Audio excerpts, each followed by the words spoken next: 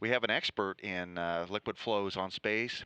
Dr. Mark Weislogel from the Portland State University in Oregon is the principal investigator for the CFE experiment.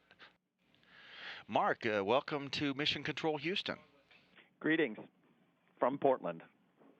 Hey, thanks for joining us again. And let's start off with the basics of what you guys are working on with capillary flow on the space station.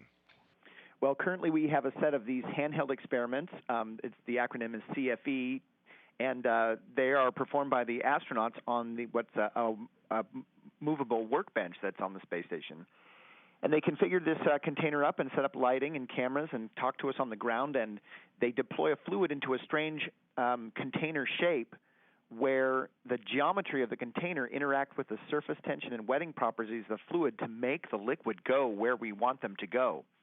And this is an important aspect of designs for fluid systems on spacecraft, because you can make the container basically pump the liquid where you want them to be. And what we're trying to do is develop a theoretical basis to use such forces to replicate fluid behavior in space, just like it would happen on ground, but you're replacing the impact of gravity with that of surface tension. And so engineers could be much more familiar with systems and make them more reliable. Mark, you called it weird shapes that you were putting these fluids through when we talked earlier this week. Can you tell me a little bit about how these shapes are designed and what you're trying to find out there? Yes, the shapes actually arise from mathematical relationships. So we identified these different families of geometries that make the fluid do different things at different rates.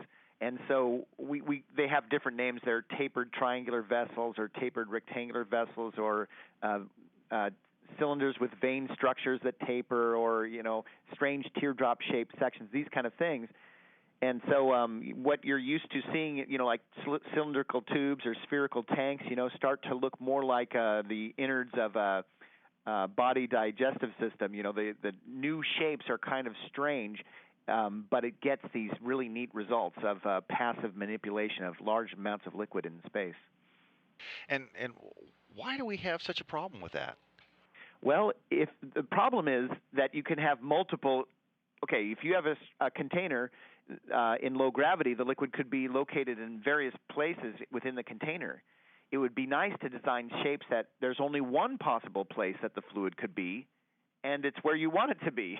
That's what we're after. The nature of the mathematics that governs this stuff is that you have multiple solutions, many different solutions. So we're trying to make that a lot easier. And I would imagine that this would probably help in the development of systems that could rely on natural flows instead of hard-to-maintain pumping systems. Exactly.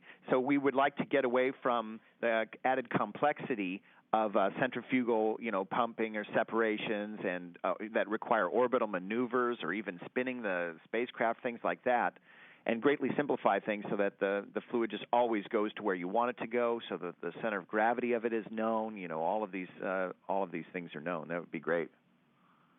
Also, it would be good if, even if you do use such a thing as a centrifugal method, if there's ever a failure, you have this backup passive means of still being able to hobble along functioning, maybe at a reduced level, but you'll still function with no moving parts in a passive manner. So it's a nice redundant system as well for systems that already use something like a centrifuge. And we're already using some of this capillary flow on the space station, right? Yes, that's true. In systems like the cooling system, particularly outside with the ammonia that's used to help get rid of excess heat. Yes, that's designed to be. I believe is that a single phase? I can't recall if that's a single or a two-phase system. I think it's a single-phase system. So not always do we rely on surface tension, but in some manner it still winds up rearing its head and can either bite us or we can exploit it. So there's we must understand this to make systems reliable, that we can count on their performance. And as I recall, you have a student team that's involved in doing this work too, right? Yes. Could you tell us a little bit more about how many students you have working with you and the learning experience this provides? Yes, this is probably the greatest part of this work is yes, we have I have 3 students currently now working on this particular project, and these students have been involved in training astronauts and helping develop the crew procedures to actually talking with the astronauts during the operations. One of those students, who's now a PhD student at Portland State, Will Blackmore, has completed over 10 sessions discussing with the astronauts during the experiments. This is through a control station that NASA allowed us to set up at our campus. This experience is really something. He's very good at it too, and I rely on him a lot to take some of the pressure off me, because it's intimidating, if you ask me, especially when you're excited about the experiment and the things that can go wrong and the possibility of getting the data in just moments. Oh, it's very exciting. And you told me earlier this week that you all have been on a different sleep schedule because the space station operates generally on Greenwich Mean Time, which means they get up at midnight Central Time here in Houston, and you're 2 hours earlier out there in Portland. How's that been working out for you? It works out, and we've gotten used to it. But when we bring new people onto the team, they can experience difficulties. I think we've had 10 all-nighters, already, just in the last few months, and so it's something to try to live a normal day, working pretty hard, and then all of a sudden, here goes an all-nighter. But a little caffeine and the enthusiasm keeps us going.